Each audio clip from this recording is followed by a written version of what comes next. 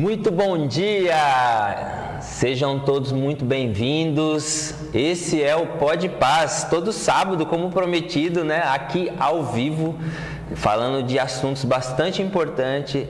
Essa é a nossa contribuição para a nossa comunidade, para a nossa sociedade, tudo aquilo que a gente tem vivenciado, vivendo, né, de fato, na prática, trazendo para melhora da qualidade de vida de vocês também. E ó, hoje vocês ficam ligadinhos aqui que tem um cara fantástico aqui, a gente vai bater um papo importante. Mas como eu sempre faço, essa ideia, essa nossa iniciativa não iria para frente sem os nossos patrocinadores e eu queria aqui já agradecer todos eles pelo carinho e também fazer o convite para você que de repente quer participar com a gente nesse projeto aqui. Entre em contato para que a gente possa caminhar junto, beleza? Supersul, Zap Representações, WR Veículos, Furgões e Biporã, PCE Contabilidade, Oral Sim, Invictus Empreendimentos Imobiliários, Real Pizza, que entrou ontem, eu conversei com ele nem me mandou a logo ainda, e vai ter, daqui a uns dias vai ter pizza e esfirra aqui pra gente degustar também, viu?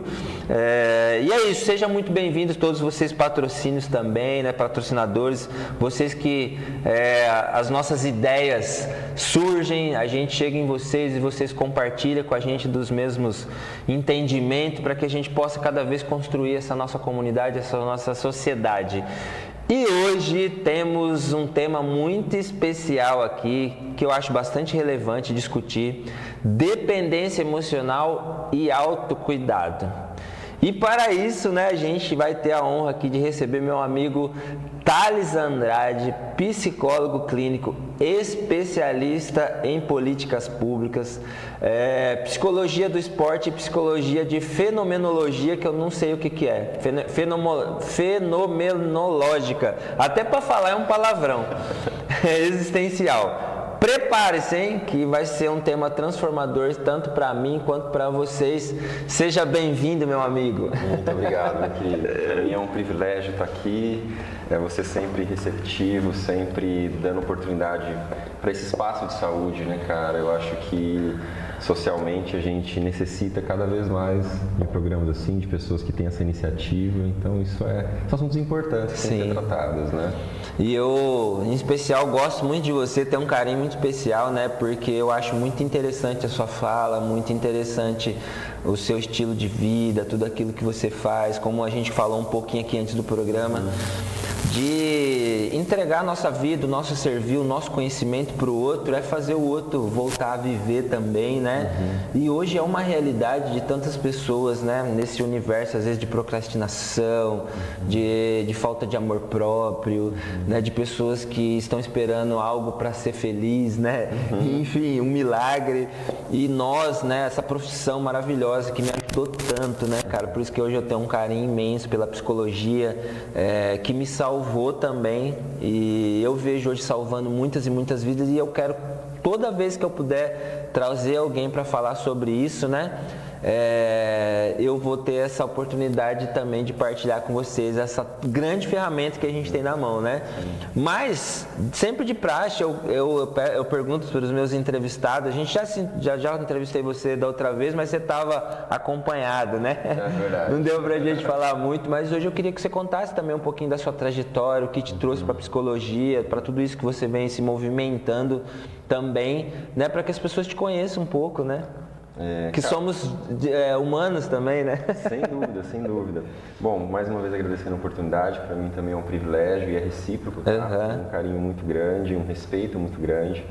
E antes do programa começar, de forma objetiva, a gente estava trocando uma ideia e falando como que a psicologia nos ajudou, né? Sim. Então, por mais que ainda exista um tabu, algo muito simbólico no sentido de que é coisa da nossa cabeça, isso é frescura e tudo mais, se isso não tivesse feito um sentido e não tivesse nos ajudado de tal forma, nós não estaríamos aqui trabalhando com isso. Exatamente. Né? Há pessoas que conseguem trabalhar naquilo que não gostam, mas por uma necessidade, todos temos que trabalhar e tudo mais, mas não significa que elas não estejam doentes né? E ainda mais em longo prazo. Então, a psicologia, eu poder trabalhar com isso, estar bem, me sentir bem, ter significado nisso, é algo muito bacana. Por isso que nós estamos aqui, né? Sim. Mas vamos lá então, deixa eu me apresentar um pouquinho. Sou psicólogo clínico, né? Hoje a nossa demanda é mais pessoal. E explicando um pouquinho a questão da fenomenologia, para quem não conhece, um nome um pouco esquisito mesmo, mas a fenomenologia ela é uma corrente da filosofia que trabalha com aquilo que aparece, né? Fenômeno, Ronaldo Fenômeno, né? Pode Aquilo crer. que aparece. E logia é o estudo, né? Então o estudo daquilo que se mostra, porque até entrando já no tema, né, questão de autocuidado, nós temos a ideia de sobre nós mesmos muito a respeito do que os outros falam de nós, né? Então, as pessoas tendem a determinar aquilo que somos, o que devemos fazer, para onde vamos, quais são os nossos sonhos, projetos. E, no fim, acredito que isso já parte de um adoecimento, né? Então, o estudo daquilo que se mostra é principalmente o estudo daquilo que você é, de fato. Daquilo que, não que o outro colocou, não que falaram de você, não... Enfim, aquilo que você de fato é. Então essa é a minha raiz de trabalho ali, sabe? Não é uma questão necessariamente de opinião do Thales, né? Eu permito que outra pessoa se mostre e a gente vai vendo de que forma trabalhar dentro disso. Que legal. Eu acho que hoje está muito isso, né? Principalmente por estarmos mais expostos, né? Vamos dizer assim, nas redes sociais, enfim, sempre com essa falsa sensação de que a felicidade está plena a todo momento, né? Ao vivo, online, né? Sempre tem essa felicidade e também pode ser também, né? Mas todos nós temos nossos conflitos, as nossas dificuldades, mas eu acho que aqui não cabe nem esse, eu acho que a mais importante é a autoaceitação, né? A gente vai falar sobre autocuidado, eu gosto muito dessa palavra auto-perdão, auto-piedade, autocompaixão, porque nós temos essa facilidade às vezes de fazer pelo outro, né? Ter amor pelo outro, ter compaixão pelo outro, olhar o outro de uma forma diferente. E quando precisa fazer esse mergulho para nós é mais difícil, né? Totalmente, cara. Isso numa experiência da prática clínica, a gente observa isso de forma muito clara. Por exemplo, imagina que eu te empresto, que você me pede R$10 emprestado. Cara, top. Se eu não tiver, eu dou um jeito de algum. Às vezes eu passo na frente de um café e tá lá, café é R$10. Não, café R$10 é caro. Porque não é necessariamente sobre o preço, é que pra mim eu não gasto, pra mim eu não faço. Sim. Então, questão de autocuidado, eu gosto muito de citar a questão do amor próprio. O que é o amor próprio? Amar é um verbo, né? Verbo indicação, ação não é sentimento, ação é você fazer algo. Nós somos acostumados por uma cultura de novelas e de romance, né? Que amor é um sentimento que a gente tem que sempre fazer movido a emoções e tudo mais. Mas o autocuidado, ele é você fazer algo, independente de sentir ou não. Inclusive, se o Thales sente alguma coisa pelo Thales, é esquizofrenia. Não o Thales não está sendo racional. Como que eu olho para o espelho e falo assim, nossa, como eu me amo, como eu me gosto? Isso não existe. O que eu posso falar é, claro, nossa, hoje eu estou bonitão, hoje eu tenho que me cuidar, tal. Mas são falas de ações, né? Então, o autocuidado, ele não é sentir algo por nós mesmos. Ah, mas eu não consigo fazer por mim. Porque nós estamos, na maioria das vezes, esperando sentir algo para começar o autocuidado, né? Vou dar um exemplo. Na verdade, tinha que ser o contrário, Tinha que ser o contrário. Por exemplo, hoje você falou que a sua rotina ela começou às 6 horas da manhã, já no 220, né? Antes de entrar o programa. E o que é isso? Por que eu vou para academia? Não é porque eu falo, nossa, que melhor horário do mundo, a hora que eu vou acordar e eu vou lá quebrar as fibras musculares. Não. Isso é uma ação de autocuidado. Isso demonstra amor, né? Sim. Só que como nós somos um pouco condicionados, de certa forma, com o passar do tempo, da questão sentimental, emocional, nós acabamos por perder a prática. E isso, a longo prazo, torna-se algo muito nocivo. Essa palavra eu gosto muito, os condicionamentos, né? Porque nós somos condicionados desde pequeno pela família, em primeiro lugar, pelo ambiente, pela sociedade. condicionado às vezes a pensar de um jeito, a viver de um jeito. Você acha que a gente já vem, tipo assim, hoje vivendo, é louco pensar na psicologia, por exemplo, que a gente vem replicando o que as pessoas vêm fazendo há séculos, anos, né? Tipo assim, dentro de uma realidade que precisa ser assim e tal. E quando você começa a viver diferente, pensar diferente, significa que você saiu fora dessa realidade, né? Porque, não, eu posso pensar diferente, é lógico. Eu nunca sei se um pensamento, ele é... Tipo assim, não é meu, esse pensamento é de posse minha, ou talvez você já viu outros pensadores, né? Enfim, mas eu acho bacana essa questão da liberdade, né? Tipo assim, de você ser livre, lógico, dentro de regras, dentro da nossa sociedade, porque precisa existir, mas você também ter esse autocontrole sobre você, sobre a sua vida. Eu falei isso para uma família hoje cedo, assim, falei de não deixar as pessoas tomar posse de você, né? Essa posse mesmo, né? De quem sou, do que eu represento, qual que é a minha história, né? De buscar tudo isso dentro da sua realidade. Eu acho que isso vai dando uma liberdade para a gente viver melhor, né? Com certeza, Júlio, com certeza. A ideia de eu me conhecer significa que não é o outro que vai ditar quem eu sou. Eu saber quem eu sou coloca um limite, não necessariamente até onde eu posso ir somente, né? Mas também até onde o outro pode ir comigo. Sim. E como nós somos seres relacionais, né? O ser humano, ele vive em comunidade, sempre viveu, sempre viverá. Eu entender os meus limites também significa entender do outro. E eu acho que por isso que os temas são interligados, a questão do autocuidado e da dependência emocional. Porque quando eu não tenho esse autocuidado, automaticamente eu estou depositando isso nas mãos de outros. Exatamente. E isso é muito arriscado. Na mão do outro, né? Exatamente. Eu preciso de você para ser feliz. Se você não estiver bem, eu também não estou. Enfim, todos. E eu ia te falar uma coisa antes. Como é difícil essa relação nossa de essa validação.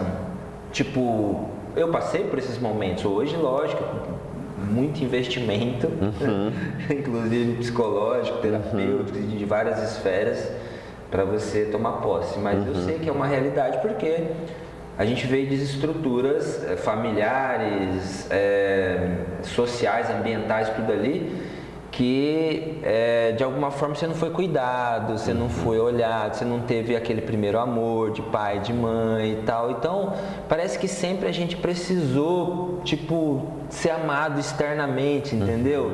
E que, na verdade, nada está fora, né, cara? Tudo está dentro, né?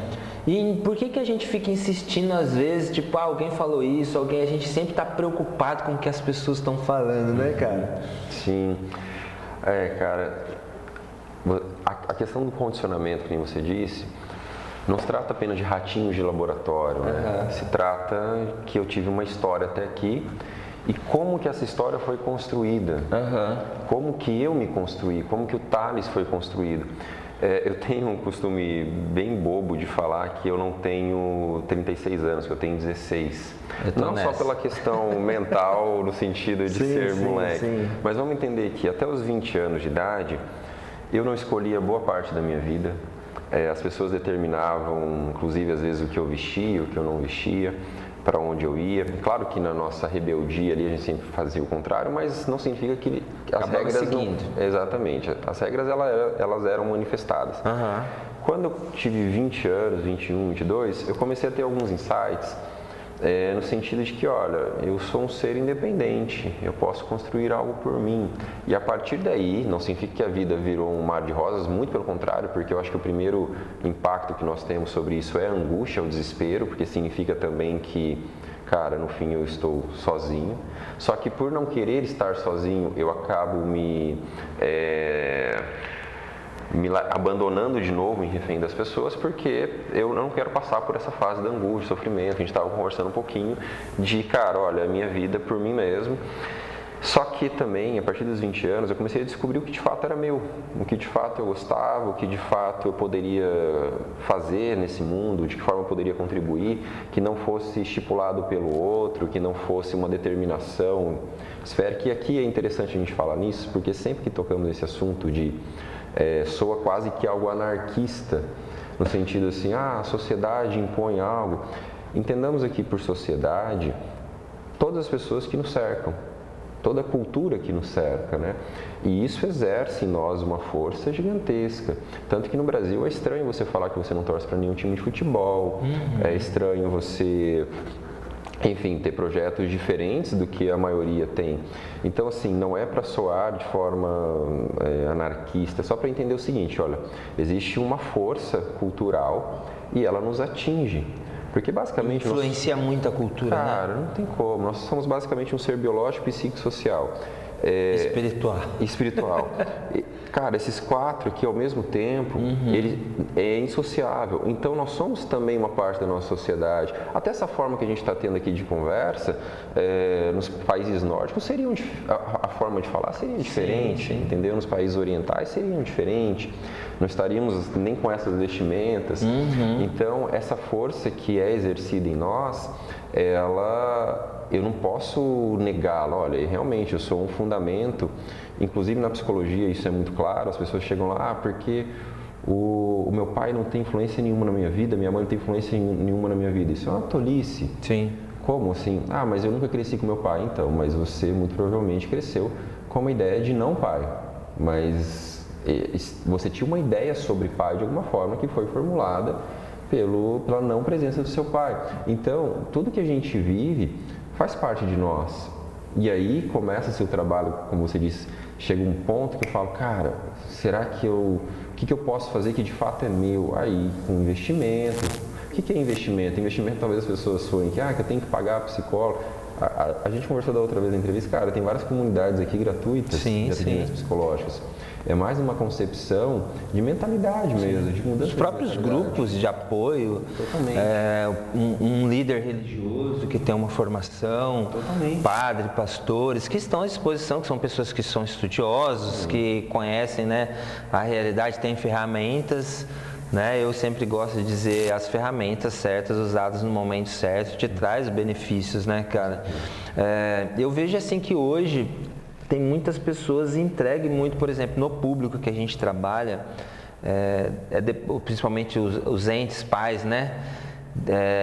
Deposita muito nos seus filhos, nos seus cônjuges, essa sensação de que tudo precisa estar bem com o outro, né? Para mim estar bem também, essa codependência de viver o outro, de controlar a vida do outro, de ver o que o outro está fazendo. Isso entra um pouco na questão da dependência emocional aí, né? Da questão assim de você entregar a posse da sua vida para o outro, que às vezes não tem controle nem sobre a própria vida dele, né? E querer resultados também dessa vida, daquilo que você... Porque assim, cara, às vezes eu, como pai, penso para o meu filho, eu tenho ali uma fantasia que, eu queria muito que ele fosse por esse caminho, né? Que ele, fizesse isso, enfim, e às vezes não vai ser assim, porque como isso, ele vai chegar em determinada época, ele vai tomar posse da vida dele e ele vai fazer as buscas dele, né? Tipo assim, daquilo que é importante para ele. Exatamente. Entende? E às vezes os pais se frustram muito nessas relações, né? E aí cobra muito também o pai nessa coisa, eu fiz tudo por você, eu te amei, aí vem esse sentimento de culpa, vem o sentimento de que errou, de que fracassou. É complicado as relações, né? Cara, demais. Se a gente falar sobre isso, e a gente que trabalha nesse meio, a gente vê como que as pessoas complicam demais, né, cara? Demais. Eu acho que o nosso trabalho é lidar com relações, na verdade. Muitas relações. Nós lidamos com a pessoa, mas nós somos seres relacionais, lidamos com a relação. E quando nós vemos as pessoas como esses seres que se relacionam, é como se fosse um xadrez, a gente diz assim, cara, isso aqui tá errado, isso aqui... Só que é uma concepção nossa enquanto terapêuticos. É difícil a gente conseguir, e até tem uma questão quase paterna nossa, cara, eu queria que a pessoa entendesse isso. É claro que a gente não coloca isso na mesa porque é dela, não é nossa, a demanda, né? Mas realmente as relações, elas têm, como que eu vou falar, o problema central se dá principalmente em as pessoas não entenderem o que é relação, o que eu faço que é meu e não é do outro, isso é meu. Agora, o que eu faço que é nosso? A questão da expectativa dos pais que você que você colocou. Uma vez eu atendi um caso, cara, os pais sempre depositaram muita expectativa na menina e uma vez, assim, ela era menor de idade, eu sempre, cada 6 meses eu chamava ele para dar um feedback e tal. E aí eu perguntei para ele assim, se vocês pudessem ter outra filha, vocês teriam? E aí ele já de baixo ponto, não, jamais, não, tal. Aí eu olhei para eles e falei assim, cara, vocês são muito hipócritas, porque vocês nem tiveram tempo para pensar. Porque vai que vocês pensam e vocês de fato, olha, realmente uma outra filha, de acordo com as minhas regras, as minhas expectativas seriam melhor, né? Então, como vocês talvez tenham esse medo das coisas e vocês escolherem, optarem por outra pessoa, vocês já respondem de baixo para pronto. Aí eu falei para ele assim, porque a filha de vocês demorou uns 10 minutos para me dar essa resposta. E eles ficaram, primeiro como assim ela demorou 10 minutos para escolher se manteria a gente como pais ou não? Então, mas ela foi honesta intelectualmente, porque ela avaliou vários outros pais e ainda assim decidiu por vocês, né? Vocês não deram nem a chance de avaliar, porque vai que vocês escolheriam outros filhos. Sim. Então, talvez os pais, talvez não, acho que todos os pais têm isso que você falou, da questão da expectativa de depositar aquilo que é deles nos filhos, né? Nós temos que aprender a entender que a velha frase dos avós e dos bisavós, que nós criamos os filhos para o mundo, né? E que tipo de pessoas nós criamos? Pessoas capazes, responsáveis por elas mesmas, autônomas, que conseguem escolher porque é certo, porque é errado, independente de onde esteja, sabe? E tudo bem colocar disciplina, tudo bem colocar aquilo que você pensa, tudo bem colocar os seus critérios, mas respeitando também o outro. Eu gosto muito disso, eu tenho pensado muito sobre isso, assim. Como você disse, a gente trabalha com várias pessoas e entender que algumas demandas não são nossas, algumas demandas são do indivíduo de forma geral. E ele precisa lidar com isso, nós só vamos mostrar outros caminhos para ele, outras possibilidades, né? Mas é importante porque às vezes nós também, nos nossos relacionamentos, nós queremos que o outro dê uma resposta de alguma coisa rápida, só que às vezes não é o tempo nosso, é o tempo dele. Exato. Entendi? Eu comecei a perceber isso, cara, e eu comecei a mudar, porque assim, falei, poxa, mas o que está sob meu controle nessa situação? O que está sob meu controle eu posso resolver, mas o que não está, entrego, sabe? Muito Entrego bom. E deixo, falo, olha, eu posso te ajudar nisso, eu posso te orientar nisso, mas esse é o seu entendimento, sabe? Porque é muito fácil, cara, aquilo que às vezes não é problema para mim, para o outro se torna um problema enorme, entende? Porque depende muito da atmosfera dele, do ambiente, do estilo de vida, de como ele foi criado. Eu, por exemplo, eu tenho facilidade de recomeços muito rápido. Por quê? Eu nasci na rua, na periferia. Ou eu levantava, batia poeira e ia embora, ou eu ficava lá. Então eu não tinha muita gente para ficar me acolhendo, sabe? Tipo, para ficar chorando no ombro, entende? Então a gente aprendeu a crescer rápido. Então você falou essa questão da idade aí, cara, eu hoje, depois que eu voltei da comunidade, vai fazer 20 anos agora, e eu fiz uma frase ontem de só por hoje, já vamos fazer 20 anos, né? Em janeiro agora. E é engraçado porque assim, eu me sinto, cara, hoje nessa fase de idade, 25 no máximo, porque eu até então, eu não tinha uma compreensão, e eu acho que é importante a gente respeitar hoje como profissional e às vezes também como uma pessoa mais evoluída em alguns aspectos da vida, mas a gente respeitar que às vezes o outro também tá como a gente esteve um dia lá atrás, sabe? Totalmente perdido, totalmente sem enxergar, porque cara, tem coisas que é óbvio, a gente vê assim, eu vejo, só que às vezes você já se perguntou se esse sujeito tá vendo desse jeito, se ele tá enxergando desse jeito, o que tem dentro dele. Se você vê aquilo que você falou sobre o biopsicossocial, espiritual e ambiental também, né? Tipo assim, muitas coisas. E como é que tá a atmosfera dele? Quais são os relacionamentos dele? Quais são os condicionamentos que tem ali? Porque, pô, você pega, claro, o ratinho de laboratório lá, né? Tanto que aquilo foi condicionado, né?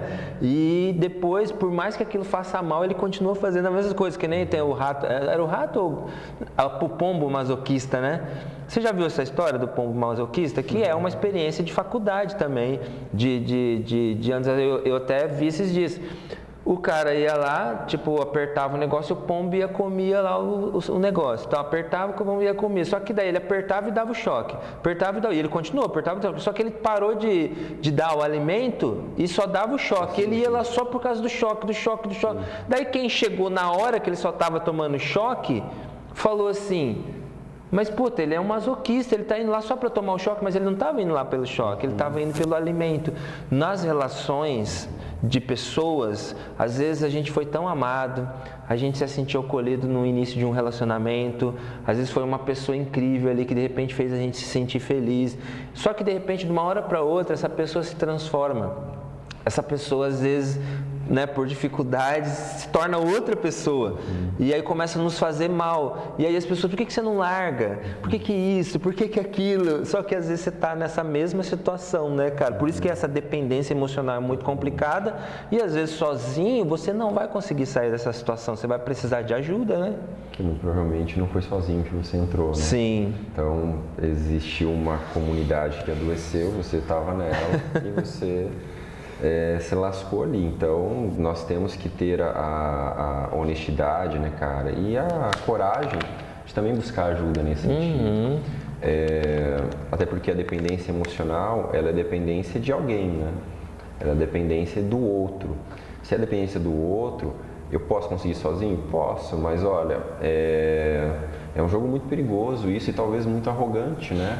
Aí você vai ver por quê. Porque esses dias... fiz um vídeo, o rapaz postou assim, para quem tem dinheiro é fácil. Falei, não, meu querido, tratamentos gratuitos. Eu tô falando é para você ir em direção a você mesmo, da forma que dá para você ir. Eu, inclusive, oriento muito que as pessoas, cara, você é de igreja, você procurou o seu pastor, você procurou o seu padre, você foi trocar uma ideia. A partilha já é importante, né? Exatamente. Isso aqui, né? Sim. Você colocar para fora. Cara, a questão da dependência emocional, ela acaba sendo... Por que é importante o autocuidado? Como o autocuidado é você fazer algo por você, nós percebemos que a dependência emocional é quando nós paramos de fazer algo por nós. Então, se eu paro de fazer algo por nós, sempre vai ter alguém que, pelo menos no começo, ele vai fazer isso por mim. Aí eu fico que nem o pombo masoquista. Eu fico aí isso vai... A longo prazo isso não se sustenta, porque é uma mentira, mas eu começo a ficar dependente daquilo, porque a relação mudou, é outra, e eu ainda estou nela.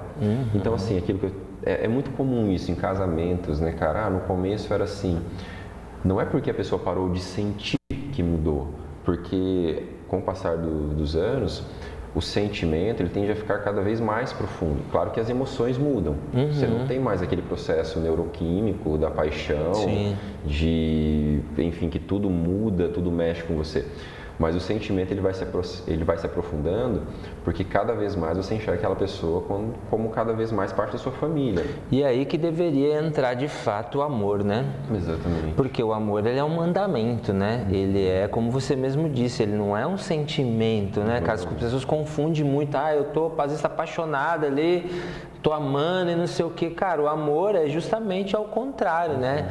Esse amor, às vezes, ele é algo que você, às vezes, se anula. Dentro de um relacionamento, por exemplo, você tem que morrer das suas vontades para fazer a vontade do outro.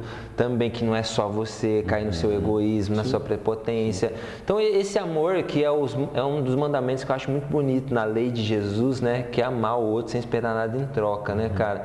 Porque a gente está muito condicionado a fazer sempre esperando algo em troca. E isso é uma frustração. Porque às vezes você faz... e o que não gera essa alegria em você? Porque esse amor gratuito, ele gera um prazer. Ele gera uma alegria. Quando você ama, de fato. Poxa, eu amei alguém que estava na rua, tirei o cara da rua, levei para uma comunidade, internei, dei banho e tal. Eu amei gratuito ali, entende? Isso te dá uma sensação de prazer enorme. Mas quando você já faz, tipo assim, já esperando esse pagamento ali, entende? Sim. Você não sente isso, porque vira uma coisa mecânica, né, cara? Esse amor que você cita, ele é um amor de fato que diz sobre você. Sim. Tipo assim, olha, é um amor por mais que o outro ele não perceba esse amor, por mais que o outro não identifique, por mais que o outro me critique por conta desse amor, o que a gente vê casos de relacionamento abusivo, tanto de uma parte quanto da outra, mas que reclamam o tempo inteiro, mesmo você se desdobrando o tempo inteiro, mas quanto mais você se desdobra, claro, dentro de um, e a gente troca uma ideia disso depois, mas dentro de um limite, você está falando de você. Para quem? Para o outro? Não, o outro já não está te ouvindo. É para você mesmo. Eu sei quem eu sou, sei o porquê que eu estou fazendo isso, porque isso diz respeito de mim. Aquilo que nós fazemos, testemunhamos de nós, né?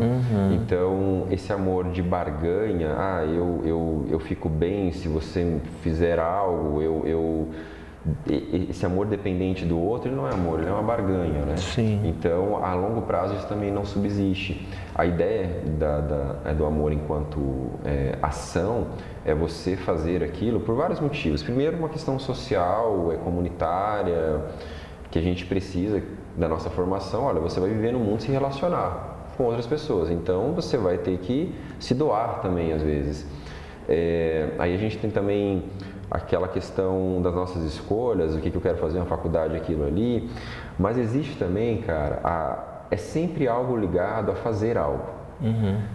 Aí eu tenho que ter um feeling, tem que ter uma capacidade, um eureka ali na minha cabeça de entender se eu já estou fazendo para eu querer algo em troca, porque a dependência emocional é isso. Vou te dar um exemplo, a criança, às vezes a criança, ela sabe que ela vai apanhar, 5 anos de idade ela sabe, o moleque sabe que vai apanhar e mesmo assim ele faz, ele apronta. Às vezes na cabeça de uma criança, tanto faz se ela vai apanhar, mas aquele tempo, você que vai bater nela, você vai estar com ela. Porque às vezes você é tão ausente que você não está fazendo nada em direção à criança. E a criança, ela precisa que você faça algo em relação a ela. Então, às vezes, a linguagem da criança, olha, se eu sou certinho, se eu sou educado, meu pai e minha mãe nem me percebem. Então, vou me fazer percebido, ainda que isso me doa. Aí, o que acontece? Isso é o que nós chamamos também de dependência emocional, só que nós somos uma criança de 36 e Isso que eu ia te falar, nos relacionamentos, muitas vezes, eu já me vi fazendo isso, a gente age como criança no sentido de querer chamar atenção. Totalmente. E muitas coisas que você faz é justamente para chamar a atenção do outro. Às vezes você fica triste, chora ou faz alguns gestos para ver se você chama atenção. Parece que é uma dependência para que o outro te note, né? É triste isso, Totalmente. né?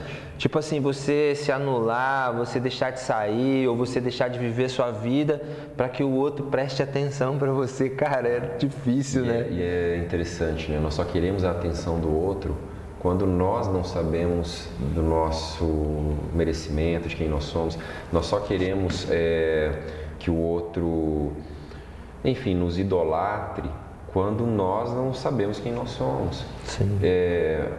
Até uma cultura estoica isso, né? Meio que tanto faz o que o outro fala de você, como o outro te percebe. A questão é o que eu falo, a questão é como eu me percebo. E as relações, a dependência emocional é justamente o contrário, né? Eu quero que o outro, como você disse, não importa o que eu tenha que fazer, eu vou fazer. E às vezes, isso a longo prazo, cara, é tão imperceptível que a pessoa faz isso de forma mecânica. Então, assim, aí que entra, por exemplo, uma depressão no sentido prático, porque imagina só, se você não tivesse acordado 6 horas da manhã hoje levantado, eu vou levantar 6h03. Aí depois, no outro dia, eu vou levantar 6h05. Vamos jogar isso para 5 anos? Vai estar meio-dia, você vai estar na cama. Exatamente. Então, assim, esse ato de autocuidado, ele, quando não feito, porque assim, Ju, nós sempre estamos indo em direção a nós. Não existe neutralidade para o ser humano. Ou você está cuidando de você, ou você está contribuindo para o seu adoecimento. Não existe meio termo. Quando você não está fazendo algo em direção a você, buscando um trabalho melhor, buscando sentir mais sentido naquilo que você faz, se encontrar naquilo que você faz, buscar pessoas que de fato te apoiem, te amem, estar em ambientes saudáveis, significa necessariamente você está fazendo ao contrário. Você está buscando uma demissão, que você está cada vez rendendo menos no seu trabalho, que você está cercado por pessoas que muito provavelmente elas estão te adoecendo também, e como é um ciclo, você também adoece, porque tal como o ambiente interfere em você, você também interfere nele, e aí fica esse ciclo viciante. Então, quando nós não estamos indo em direção a nós mesmos, de forma para o bem, consciente, nós estamos indo de forma para o mal, e esse mal eu nem percebo.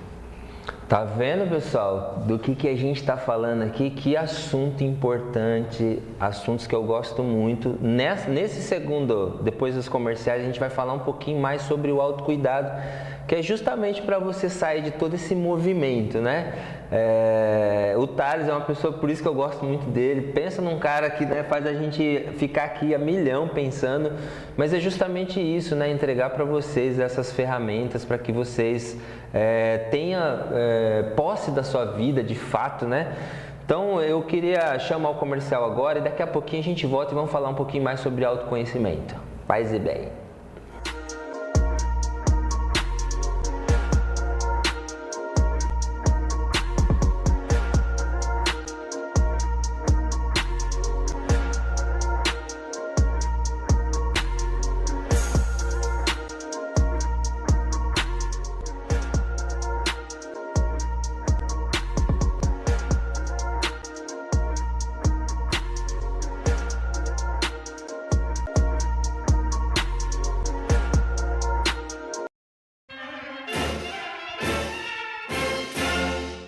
O 7 de setembro para nós brasileiros é significativo.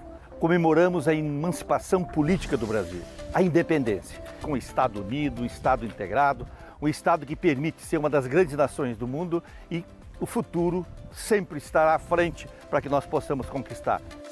Ibiporã, Paraná e Brasil unidos para o crescimento e para o desenvolvimento do seu povo. É 55, vai!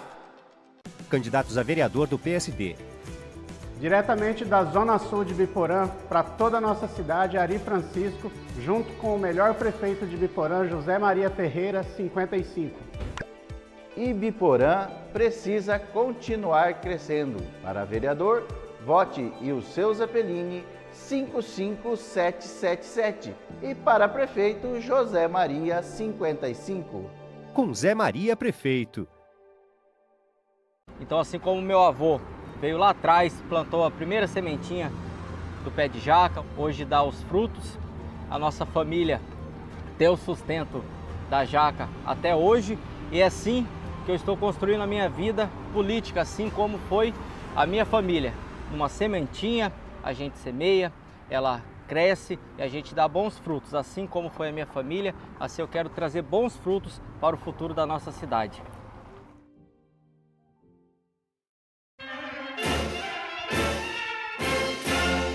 7 de setembro para nós brasileiros é significativo. Comemoramos a emancipação política do Brasil, a independência, com o Estado unido, um Estado integrado, um Estado que permite ser uma das grandes nações do mundo e o futuro sempre estará à frente para que nós possamos conquistar. Ibiporã, Paraná e Brasil unidos para o crescimento e para o desenvolvimento do seu povo. É 55, vai!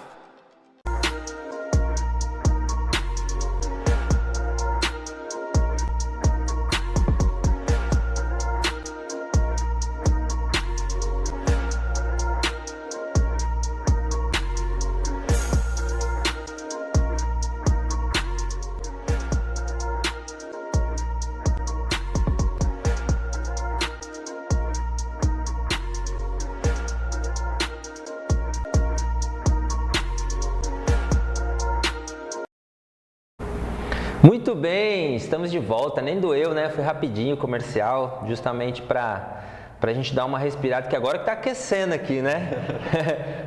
A gente inicia sempre eu gosto muito daqui, desse bate-papo, porque a gente combina algumas coisas às vezes na nossa cabeça e nada sai como combinado. Então, a gente acredita muito na graça do Espírito Santo, né? Naquilo que a gente acredita, naquilo que a gente gosta de fazer, nos insights sinceros, nas falas de coração mesmo, assim, que a gente tem vivenciado. Eu acho que isso é por isso que tocam muitas pessoas, né? E eu acho que é isso. Eu já queria novamente agradecer todos os nossos patrocinadores, né? E te convidar para ir junto com a gente nessa aventura também. Se você tem uma empresa e você se identifica com isso que a gente está fazendo aqui, seja muito bem-vindo, tá bom? E Thales, agora vamos para a segunda fase aqui. Eu quero falar muito sobre isso porque é o que tem feito eu sair assim de um ambiente de mudar totalmente, como eu te disse, em 5 anos. 5 anos agora, de 4 a 5 anos, eu mudei coisa que eu não mudei em 15. Tipo assim, foi muito radical, cara, mas assim, existiu também um compromisso, um comprometimento, uma renúncia muito grande, que foi ficar naquele processo sozinho, como é que você falou, queimei os barcos também, né? Tipo assim, achei muito legal isso. Você vê como é que a gente aprende todo dia uma fala, alguma coisa nova, né? É bom estar com pessoas, relacionando com pessoas que, você hoje é um cara que eu quero estar um dia, assim, sabe? Com a sua experiência, com o seu conhecimento. Eu tô gatinhando ainda, entende? Mas isso é real, eu já te falei outras vezes isso, assim. Qual que é a importância do autoconhecimento, cara? Porque assim, do autocuidado, né? Do autocuidado porque no sentido assim, como somos sujeitos complexos, muito complexos. A gente vai estudar na psicologia lá, a biologia, estudar todos os DNA, como é que vem, o que que traz, o que que é a atmosfera, o que que é o ambiente. É tantas informações que você vai falar, maluco do céu. Antigamente eu falava que eu era especialista em dependência química. Eu já rasguei isso do meu... Falei, eu não sou especialista, cara, porque não é sobre uma dependência, é sobre o ser humano. Porque tem gente que usa cocaína, por exemplo, não dá nada no cara, o cara já que isso aqui não... Porque não é a substância, é o organismo, é a dependência, é aquilo que já existe dentro que às vezes desperta, né? Então eu queria falar sobre isso porque assim, a gente tem que estar, né? Eu falo sempre para meus pacientes, a gente tem que beber de várias fontes. Porque, por exemplo, hoje eu, Júlio, para estar nessa frequência que eu preciso beber de várias fontes. Porque se uma falha, eu gosto de falar de pilares, né? Porque se um pilar falha aqui, não vai cair o barraco, né? Tem 3, 4 segurando ali, né? Cara, falar de autocuidado é falar de uma ação que eu estou fazendo em relação a mim. Mas é interessante porque nós fazemos não fazendo, nós cuidamos mais ou menos, até entra na história de queimar os barcos, né? Para quem não sabe, a história de queimar os barcos é mais ou menos assim. Os vikings, quando invadiam os outros locais, né? Eles invadiam muito pelo mar. E reza-se a lenda, né? Eu acho que não é toda a verdade isso, mas reza-se a lenda que eles queimavam os barcos na invasão porque necessariamente não tinha plano B. Então, ou eles conquistavam aquele lugar ou eles morriam tentando.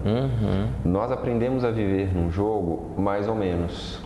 Então, assim, eu me cuido, mas não tanto. Por exemplo, eu vou para academia, só que eu fui uma vez na semana, eu fui há 3 meses atrás. Não. E às vezes eu vou obrigado também, e isso não faz sentido para minha mente, né? Se não tem prazer, fazer uma coisa sem prazer também não tem significado, cara, porque você tem que ter o prazer ali para você falar, não, eu tô indo e tá gerando um prazer em mim de alguma forma, né? Sim, não, sem dúvida, mas eu acho que a questão do prazer também é uma questão de muito de maturidade.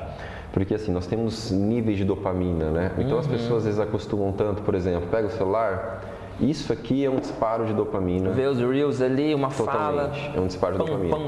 A academia, ela te traz e ela regula, né, a dopamina e outros neurotransmissores, né, reguladores das alegrias, felicidades nossas, mas não nesse pico. Ela regula de forma coerente, né? Então eu não vou ter esse pico, mas também eu não vou ter esse... Tanto que a dopamina rápida, que é o celular, se eu não me engano, ela tem um pico de no máximo 20 segundos ali. 20 minutos que você fica, que é a chamada dopamina curta, né? A dopamina longa, ela fica no corpo por mais ou menos 5, 6 horas. A gente não percebe ela por causa desse pico, você não é bobo indo pra academia, nossa, que felicidade, parece que, sei lá, usei alguma coisa para estar aqui. Não, mas... Geralmente é depois, né? Mas te causa um bem-estar de mais ou menos 5, 6 horas. Quando você pega esse caso da dopamina rápida, que é o celular ou outra coisa nesse sentido, não como trabalho, ferramenta de trabalho, mas como ferramenta de prazer realmente, eu tenho no máximo 20 minutos. E o que acontece? Ela não fica regular, ela despenca. Então o celular, no fim, ele é um vilãozinho. Não só o celular, mas a dopamina curta, ela é uma vilã, porque ela te tira de uma estabilidade, te joga lá no fundo, e aí entra uma questão de autocuidado também. Porque o autocuidado, ele é uma questão de ação que eu tenho que perceber. E eu tenho que ser honesto intelectualmente com isso. O que eu estou fazendo em direção a mim?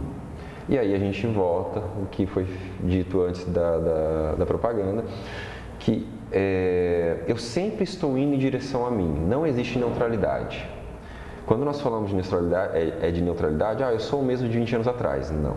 Se você não fez nada para melhorar, para preservar a sua saúde, o seu intestino, o seu cérebro, os seus rins, seja o que for, o seu ambiente de trabalho, a sua família, saiba que necessariamente você está fazendo algo que em algum ponto arruinou isso. Por isso que a gente pega, por exemplo, eu sou o mesmo 20 anos atrás. Aí o cara está pesando 150 quilos, irmão, definitivamente você não é o mesmo. Você deixou de se cuidar em vários pontos. Então o autocuidado, ele é uma percepção honesta do que eu estou fazendo da minha vida de forma efetiva. O que você fez hoje?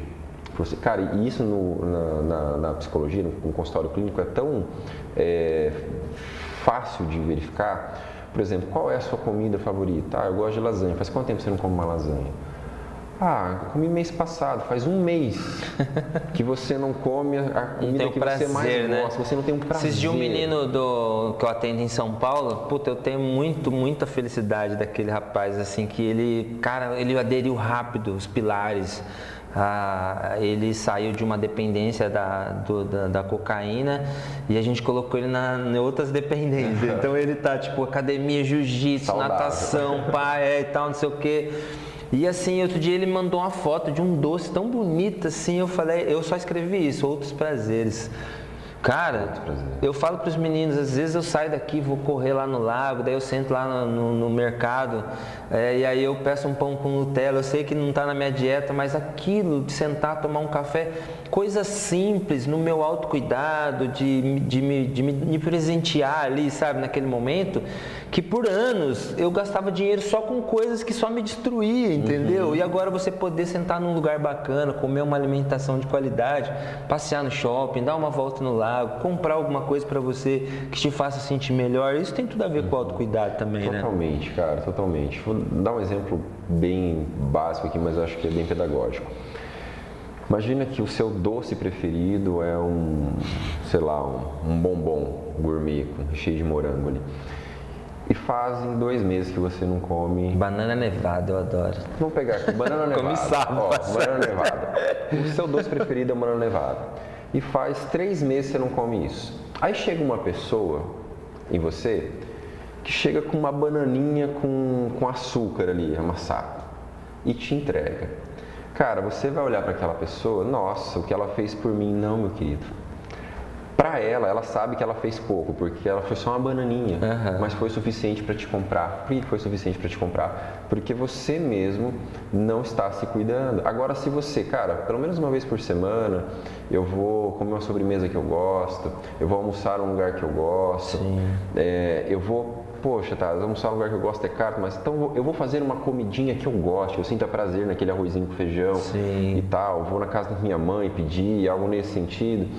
É tão simples, né? É tão simples. Eu não dou espaço para qualquer porcaria que me seja empurrada tomar espaço da minha vida. Então, o autocuidado e a dependência emocional, eles caminham tanto lado a lado, porque quando eu não tenho essas ações em frente a mim, que são simples, e eu trago muito essa questão da comida na clínica, o que você gosta de comer, o que você gosta de fazer? Eu gosto de sair. Faz quanto tempo você não sai? Faz 6 meses. Cara, qualquer pessoa que chega em você e fala assim, olha, vamos no bar do sei lá quem lá, você vai achar aquilo um absurdo. Tanto que eu costumo dizer, cara, que eu vou na contramão ali de alguns estudiosos que falam que os psicopatas são muito inteligentes, eu acho psicopatas extremamente burros. Por que eu acho eles burros? Porque existem algumas inteligências para a nossa sociedade muito mais importantes que a intelectual, que são a relacional e emocional. Se eu não sinto as emoções, se eu não sei como elas funcionam, logo eu não consigo entender as emoções do Júlio, entender como ele funciona. Então, como que uma pessoa E o psicopata é extremamente burro nisso, porque ele não tem as emoções, então as suas emoções passam desapercebidas. E, consequentemente, ele não tem essa inteligência relacional, porque se eu não entendo como você funciona, como que eu vou ser mais inteligente relacionalmente? Como os psicopatas ganham o jogo? Porque eles pegam pessoas vulneráveis. Sim. Então, se você reparar, casos que aparecem, que a gente tem registros de psicopatas, são dois tipos. Ou eles pegaram mulheres, e na grande maioria das vezes, pessoas que estão emocionalmente extremamente fragilizadas, perdeu alguém que ama, divorciou, perdeu alguém, uma grande quantidade de dinheiro, algo nesse sentido, e aí ele tem um acesso à pessoa por isso, porque ela está emocionalmente fragilizada, ou... E ele sabe onde ele vai trabalhar. Sabe, porque a pessoa, ela desarmou ali. Você acha que, você falando isso é muito engraçado, você acha que quando a gente está no uso, a gente se torna um psicopata? No sentido de, não temos emoções. A gente manipula, a gente... Por exemplo, esses dias que tem um depoimento muito forte de uma pessoa que a esposa estava com câncer e tudo, e ele mesmo assim usando, lidando com tudo isso. Isso é uma psicopatia no sentido de dizer assim, poxa, eu estou anulando tudo que está à minha volta, os sentimentos, o sofrimento dos outros, pelo meu prazer só. Exatamente. Que louco isso, né? Exatamente. E eu fiz muito tempo isso, cara, e isso não é uma coisa que eu amo, né, do meu passado, porque hoje eu ressignifiquei a minha história e não tem problema em dizer isso, porque hoje eu não sou aquele Júlio lá. Inclusive utiliza para ajudar Exatamente. as pessoas, né? Mas eu lembro dessas manipulações, cara, de tudo para você, por você, né, e você usar da vulnerabilidade das pessoas que estavam à sua volta, mentindo às vezes para pegar dinheiro, para tirar benefícios de coisas que você sabia que era para você. Você usar às vezes, por exemplo, que é o que os meninos fazem com as famílias, né? Se você não me dá eu vou morrer, o traficante vai me matar. E às vezes não tem nada a ver isso, tá usando esse argumento ali para entrar nessa carência, nessa coisa emocional que a família tá ali, como isso é real. Por isso que eu acho a importância do ajuda para a família, e eu quero deixar um conselho para a família. Se a família não for buscar ajuda primeiro, para ela lidar com essas emoções, com essas sensações, os psicopatas, vamos dizer assim, naquele momento, ele está vivendo essa psicopatia ali, né? Totalmente. Ele vai te manipular a todo momento, a todo tempo, seja nessa área ou até num relacionamento. Por exemplo, uma pessoa que termina um relacionamento. Aconteceu isso comigo, você termina um relacionamento, você já entra num outro relacionamento, tipo, você tá todo bagunçado ainda, sentimento, e qualquer pessoa que fala qualquer coisa pra você te leva, isso que você falou é muito real. Por isso que é importante você ficar um tempo, nos meus pacientes sempre falam, fica 6 meses olhando pra você, porque daí você vai conseguir colocar limites. E você pode ter ideia que isso é tão real, que pessoas que são codependentes, que viveram com dependência de droga, ele larga de um dependente, ele arruma outro dependente, ele larga de um dependente, ele... É verdade ou não é? Totalmente. Ou arruma outro alcoólatra, ou outro cara mulherengo, ou outro isso, outro aquilo, porque a sintonia, a atmosfera que ele tá receptível, tá aceitando aquilo, entendeu? Totalmente. É muito louco isso, cara, né? A gente pode falar aqui sem medo de errar que as drogas, elas causam um processo neuroquímico que bloqueia muito as nossas emoções, sentimentos. Então eu me transformo quase que em um robozinho, um Sméagol do Senhor dos Anéis, que eu quero aquilo a qualquer preço, a qualquer custo. Por isso que é tão importante, né, ainda mais no nosso trabalho com dependentes químicos, a família entender um negócio. E eu sempre falo isso, vocês se cuidam? Vocês falam, porque senão a gente vai ficar num ciclo, porque o seu filho já sabe como é que você funciona, ele sabe quais são os seus pontos fracos, ele sabe as suas vulnerabilidades. Parece que ele tem um controle, igual uma TV, ele já controla. Por exemplo, eu vou chegar em casa, eu já vou arrumar uma confusão, eu já vou arquitetando, eu já vou manipulando todo o sistema, porque para mim ter aquele resultado, ele já tem o resultado. E consegue. Por quê? Porque as pessoas, elas estão acostumadas a ser manipuladas e elas querem que os milagres aconteçam, a gente volta a questão do autocuidado, sem eu ter que fazer nada. Sim. Como assim, cara? Você permite que o seu filho faça isso. Mas se eu não fizer isso, tá vendo como que ele que você é refém dele? Então, você pode fazer o trabalho que for. Se o trabalho, inclusive, É que o químico é mais fácil a gente falar na questão das drogas. O exemplo é muito claro na nossa cabeça. Mas se a família não fizer um trabalho, sempre vai voltar para aquele ciclo, porque a família causou uma codependência. No fim, enfim, a gente usa isso para uma outra vez, Sim. mas a ideia que a gente tem que ter é o seguinte: estou me cuidando, porque senão eu estou vulnerável a qualquer um. E às vezes essa vulnerabilidade, a gente tem que tirar isso da cabeça. Não é só as pessoas de fora. Sim. Muitas vezes as pessoas de dentro. Eu sou casado há 30 anos, há 40 anos, e eu trato a minha esposa como um animal, eu trato a minha esposa como um servo. Isso não existe. Ela pode nunca tomar a ação de separar, mas sabemos que ali não há autocuidado, que isso em última análise é ruim, é mal. Então a gente tem que saber observar ao nosso redor, não para mudar o outro, Júlia, que eu acho que é o resumo das coisas. A ideia do autocuidado, como você disse no começo, o auto, né, diz sobre mim, não diz sobre o outro.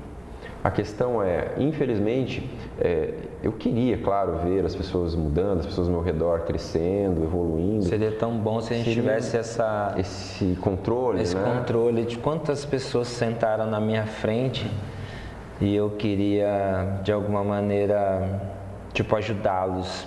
Tipo assim, com tudo que eu sabia, com tudo que eu sei, dizer, irmão, vai aqui e ali. E mesmo assim, eu perdi amigos assassinados, perdi jovens que eu atendi. Hoje eu estava lembrando, indo para Londrina, teve um jovem que eu atendi, ele foi morto a pedrada, cara, tipo numa favela em Londrina, sabe?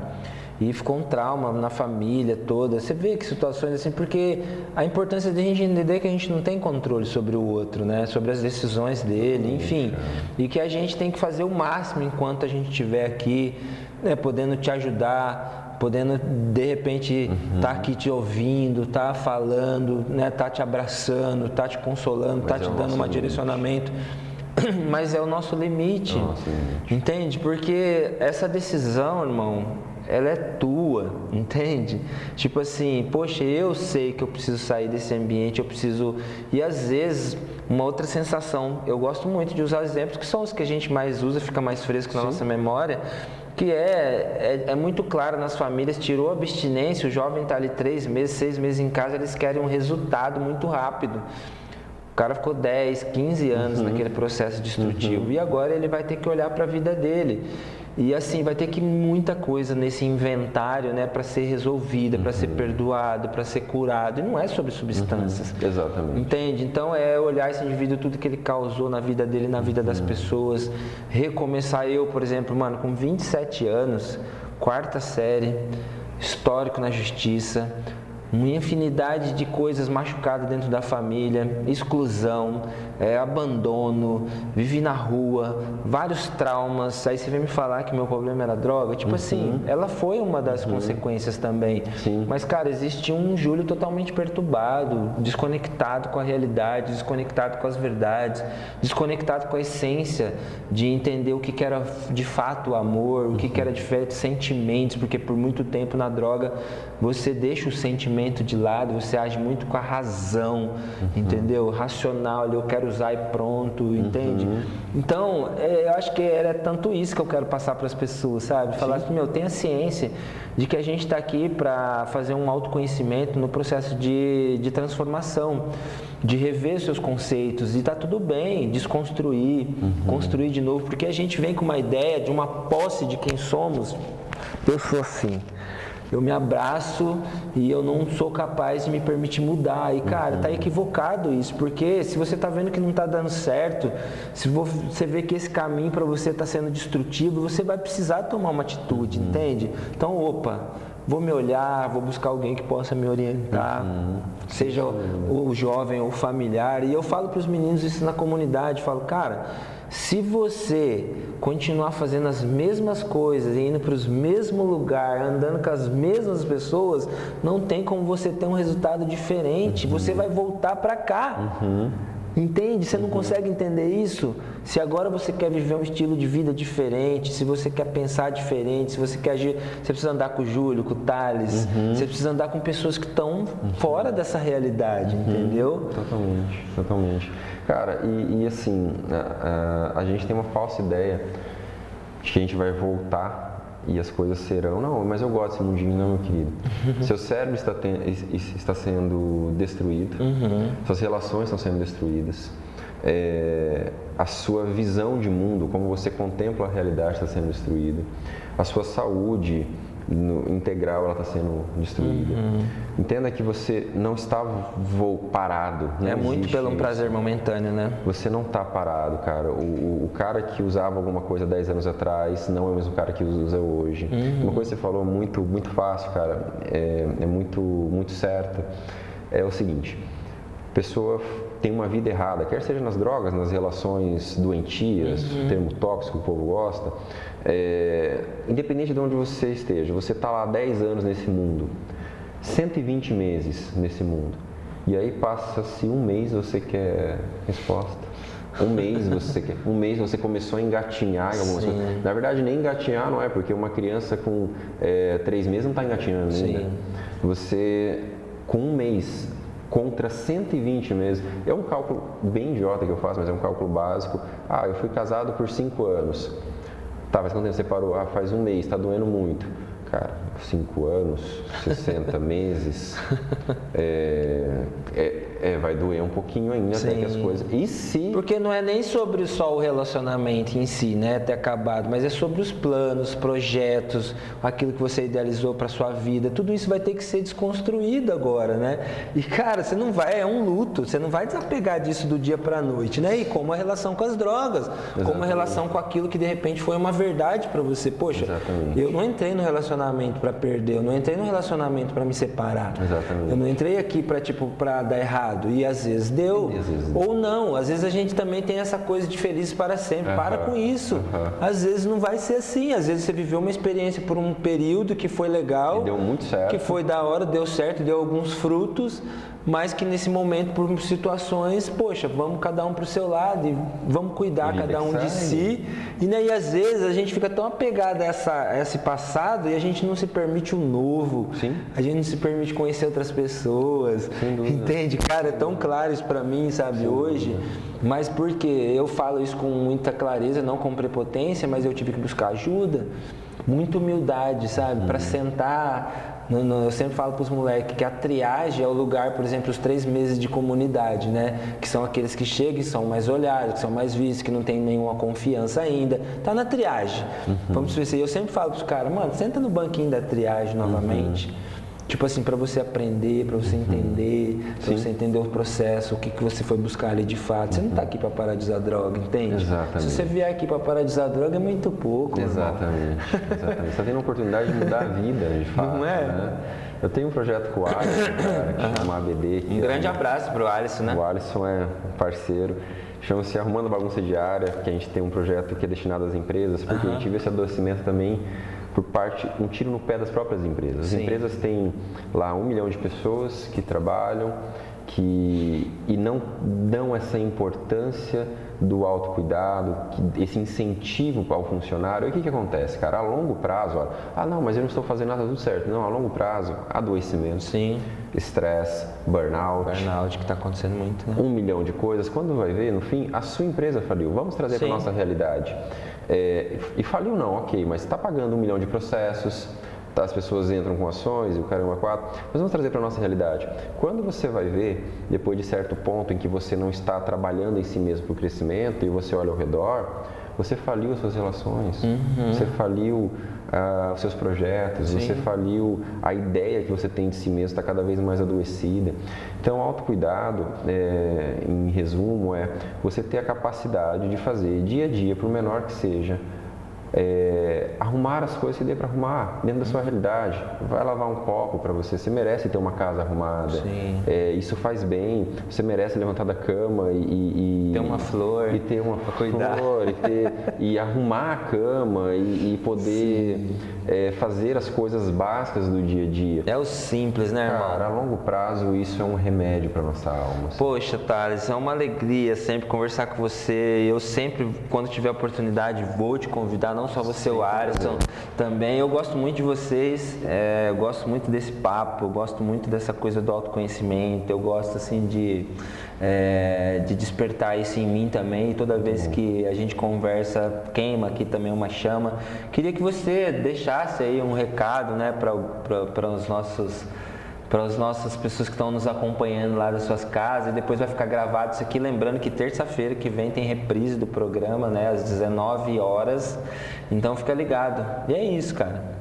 Cara, se pudesse falar alguma coisa, falaria o que eu falo todos os dias, que amar é um verbo indica ação, ação é fazer algo, e isso não é sentimento, não é emoção. Então a gente tem que aprender a fazer algo para nós, para que assim a gente possa cada vez mais fazer para o outro e fazer melhor. E uma outra ideia também é isso: faça de novo, deu errado, faça de novo e faça melhor. E faça de novo e faça melhor. Meu irmão, queria te agradecer muito agradeço por você ter aceito o convite de estar aqui. E é isso, família. Queria agradecer a todos vocês também que passaram por aqui. E o Podpass tem sido, né, essa janela, tem sido esse espaço, essa ferramenta poderosa na transformação de muitas pessoas. E como eu sempre falo, se transformar a vida de uma pessoa, para mim já fez todo sentido, né? Que a gente vem aqui e faz com muito amor, com muito carinho, para entregar o melhor para vocês. Que vocês tenham um ótimo final de semana, que Papai do Céu e Nossa Senhora da Aparecida guarde todos vocês. Ótimo final de semana, paz e bem.